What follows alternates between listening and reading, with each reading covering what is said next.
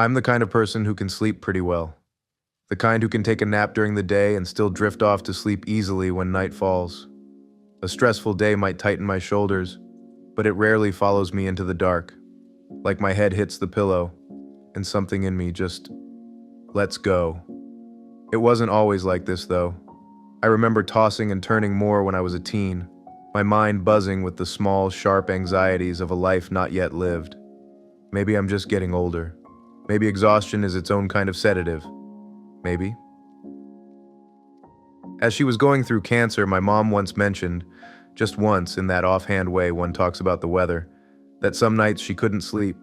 When I heard it, for reasons unknown, in my head, filled with doctor appointments and chemo treatment plans, I immediately rationalized it as, well, yeah, it's the chemo. It was only months after her death one night as I was up tossing and turning that the full gravity of her statement crushed me, with a force that stole my breath. The thoughts that must have been running through her mind in the immense weight of the silence of the night.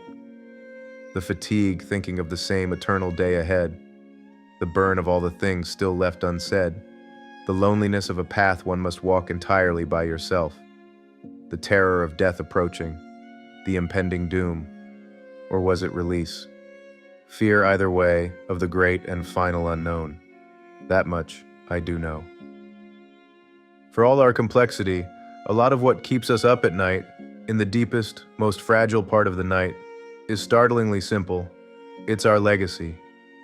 You could be a teen staring at your ceiling, suffocated by the immense, shapeless weight of a future not yet begun.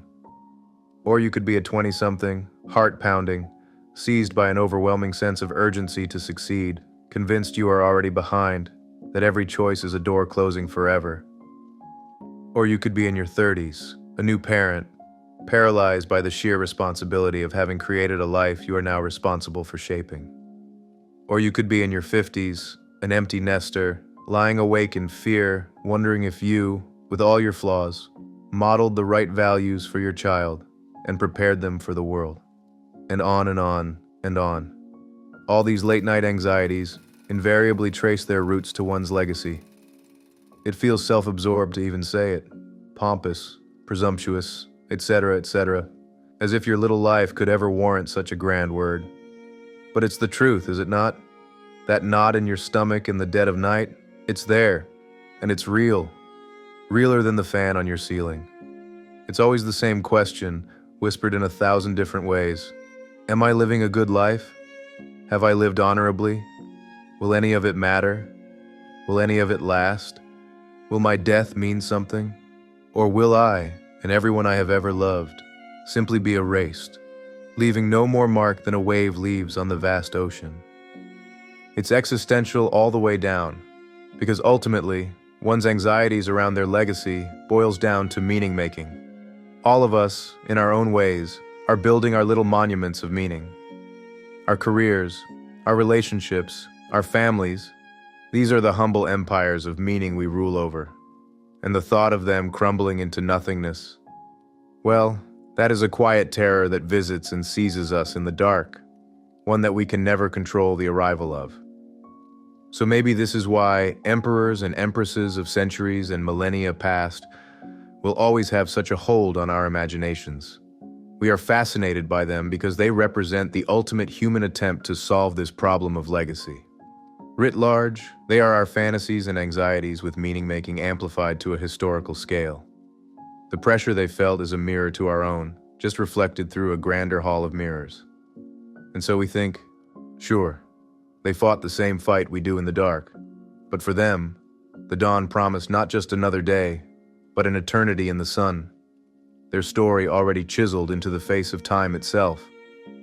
And yet, if we look more honestly, we find that even with all that power, our anxieties are not so dissimilar. The fear of being erased, of being forgotten, of having their life's work unravel after they were gone. All of these was a ghost that haunted their palaces, just as it haunts our bedrooms. At the end of the day, in the dead of the night under the same moon, we wait on the light of the same sun. Perhaps no emperor in the West wrestled with this more visibly than the Roman Emperor Marcus Aurelius. He needs no introduction, especially if you clicked on this video. He is his own niche today. Marcus Aurelius did not build the most enduring monuments. He did not win the most glorious wars. And yet, his legacy lives on today, stronger than ever. He is remembered because he left us a secret, a private journal never intended for publication. In its pages, we find the then most powerful man in the 2nd century world, sitting in a military tent on the edge of his empire, desperately writing notes to himself. He is not giving commands to legions, but commands to his own soul, to be better, to be wiser, to do his duty, to build a legacy of virtue, and to accept his inevitable end with grace. And he was not alone. Across the world, centuries later, another emperor embodied this same struggle. And yes, while no figure is or will ever be a perfect one-to-one match with each other, this emperor, Emperor Kangxi of China's Qing Dynasty, is arguably the Asian Marcus Aurelius.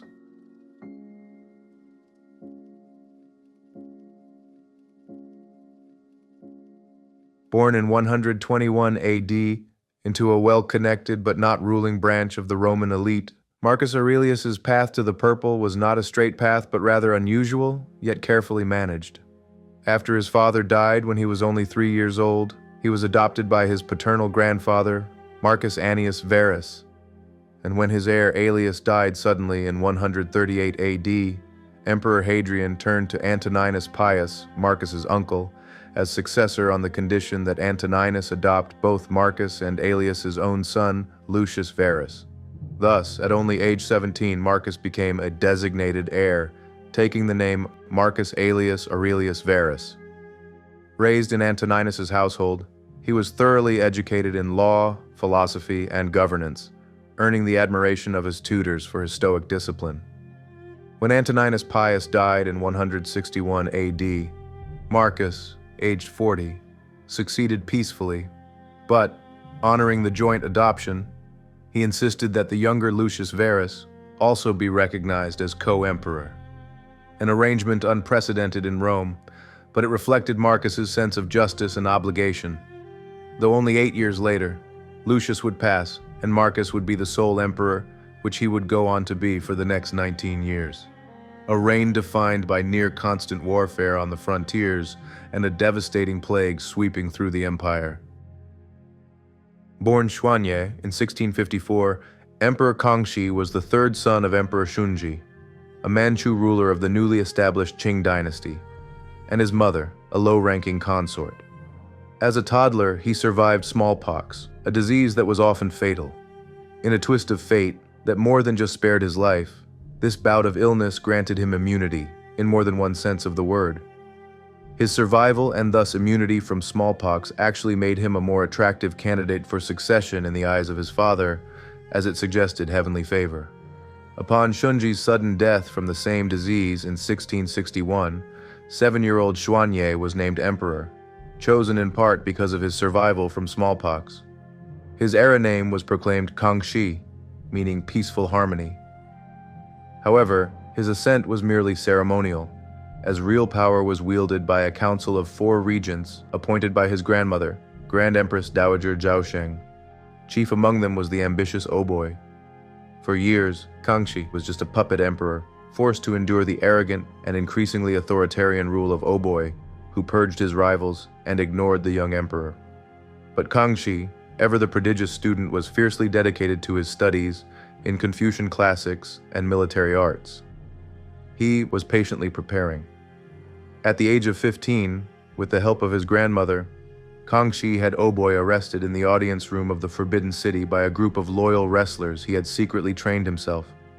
With this daring coup, the 15-year-old emperor effectively announced to the world that the boy emperor was now a sovereign. With this parallel, it's clear that both men were thrust into ultimate power under precarious circumstances. Like the reluctant Emperor Marcus Aurelius, Emperor Kangxi too faced the immense weight of bloodline and duty. His reign was also marked by massive military campaigns to suppress rebellions and consolidate the empire, and he too, like Marcus Aurelius, led armies from the front, expanded his empire, and spent his nights consumed by the responsibility of his position.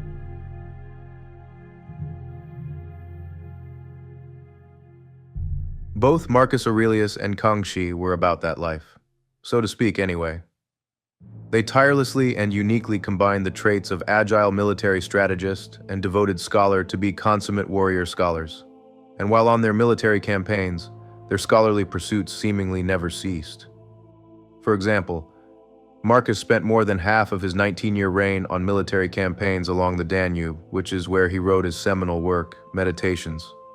Through the constant frontier wars, the Antonine Plague, and even profound personal losses like the death of his children, his journal provided the anchor for his steady sense of duty. In essence, Meditations is basically a Roman emperor navigating his way through life. Similarly, Kangxi personally led his armies on the front lines to suppress the massive 8-year-long revolt of the three feudatories, conquer Taiwan, and subdue the Dzungar Mongols.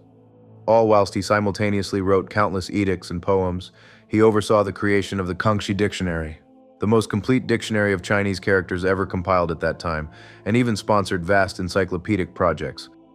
As a Chinese model of the philosopher-king, Kangxi was renowned for rising before dawn to study the Confucian classics and holding daily lectures with his tutors. Despite constant border conflicts, personal illnesses, and bitter succession crises, he ruled for 61 years with unwavering resilience and steadfastness. This lifelong dedication to their learning was arguably rooted in a cosmopolitan openness to wisdom, regardless of its origin. Though Roman, Marcus valued the teachings of Greek philosophers above all, with the former Greek slave Epictetus serving as his primary influence. As for Kangxi, a Manchu ruler of China, and thus an outsider, he worked tirelessly to master Han Chinese culture. His intellectual curiosity was varied and voracious. He studied mathematics, astronomy, geography, medicine, science, and religion from Jesuit missionaries, always valuing empirical evidence and reason, even when it challenged tradition. In essence, both emperors saw themselves as both ruler and student of wisdom, amidst the turmoil of war and governance. And by doing so, they fully embodied the ideal of the magnanimous philosopher-king. Despite being from different traditions and from different centuries, their philosophies shared remarkably similar core tenets focused on duty, self-discipline, and virtue. Both emperors operated with the acknowledgement of a higher cosmic principle. For Marcus, this manifested as living in accordance with nature. For Kangxi, it was obeying the mandate of heaven. Both concepts served as a divine, rational order that the ruler was bound to follow. For Marcus, nature didn't mean just trees and animals. It encompassed both the external physical processes of the world and our internal rational human nature. The way trees in a forest grow upwards to touch the sky but never each other's crowns. Or the way birds never get lost when they migrate thousands of miles every year. Or the way we humans remain a mystery to ourselves. To Marcus Aurelius, the Stoic king, living in accordance with nature meant to align his will with this cosmic order to accept its decrees without complaint, because his role as emperor was a duty endowed by nature, not a personal privilege. For Kangxi, the mandate of heaven was the Confucian belief that a universal moral principle granted the right to rule. The mandate of heaven was the sacred and fundamental contract that legitimized his rule as the Son of Heaven.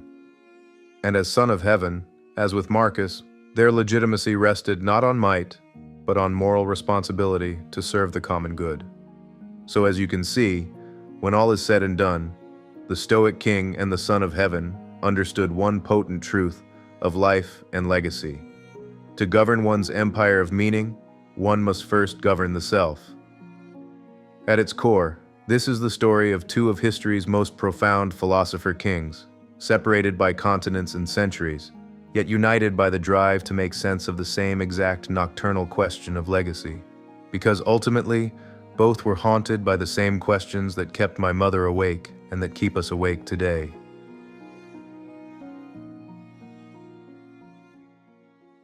Marcus, constantly regard the universe as one living being, having one substance and one soul. Kangxi, the forebears of our dynasty were men who obeyed heaven and lived in harmony with other men, and the empire was pacified.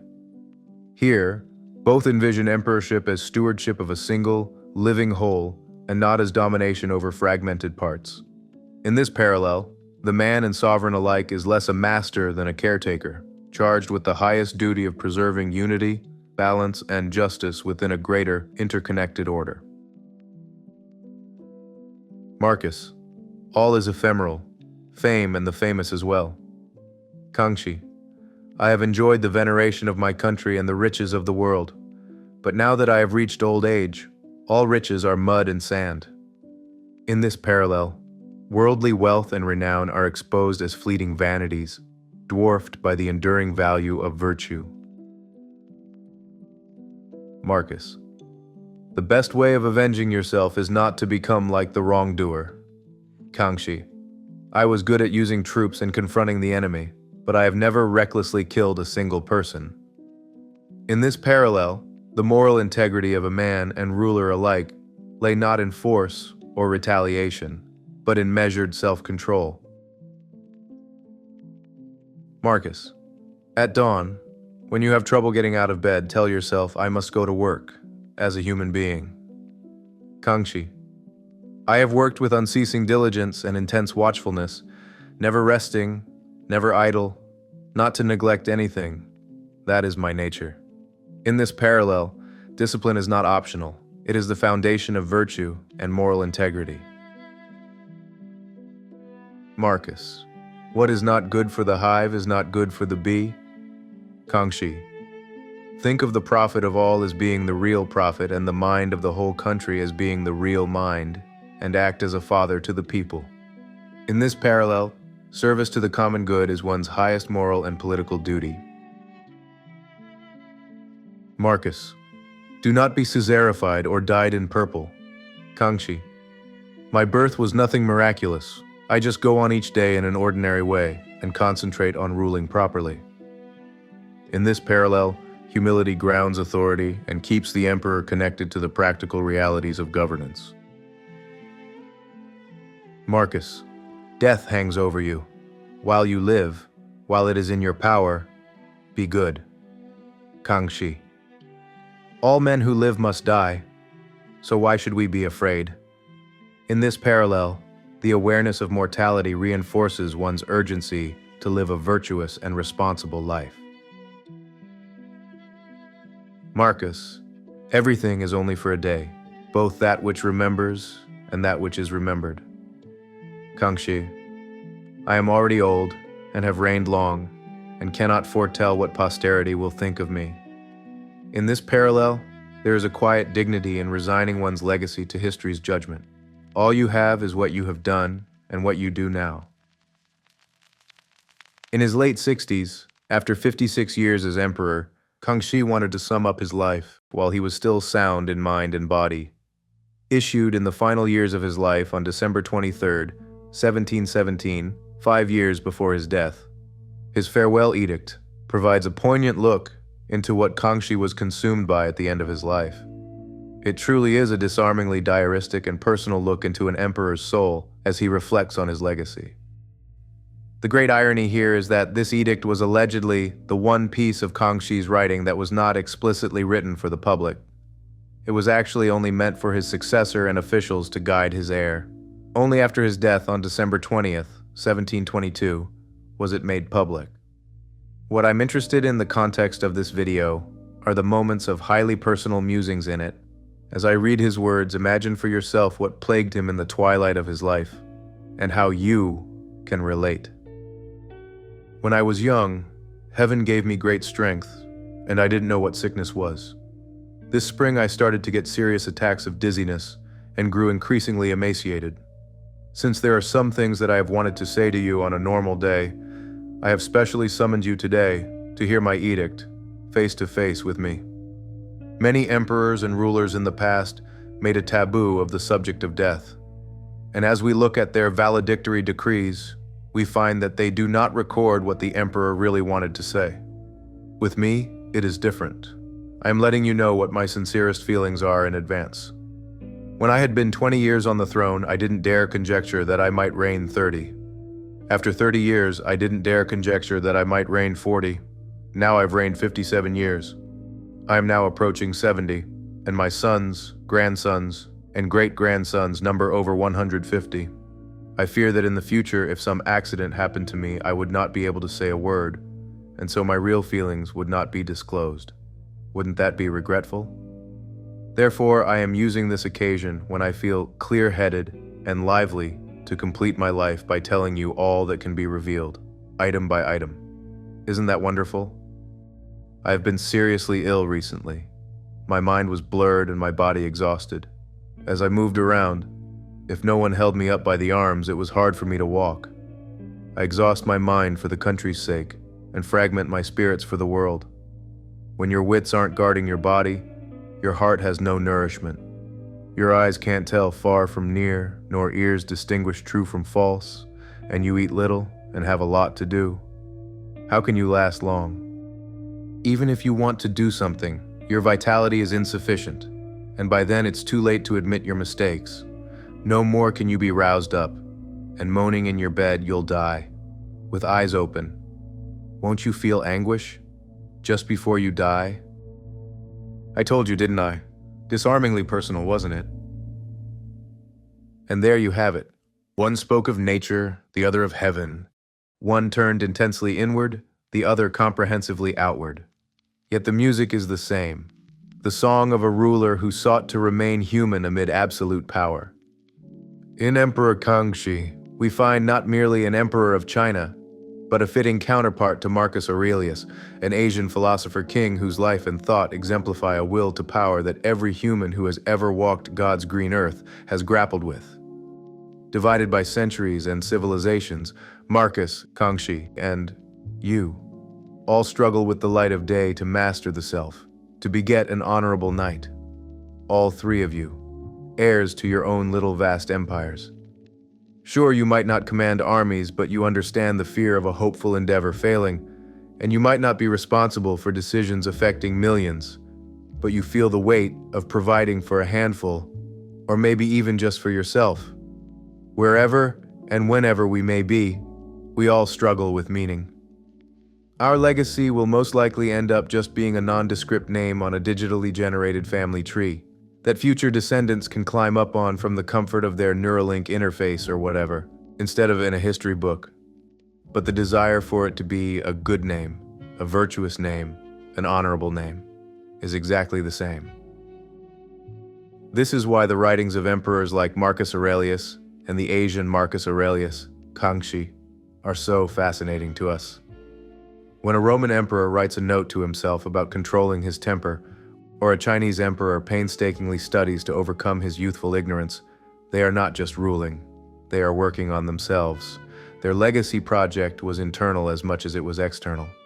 They understood that the most enduring monument is the character of the person who builds it, and in doing so, they reveal the universal within the exceptional to us.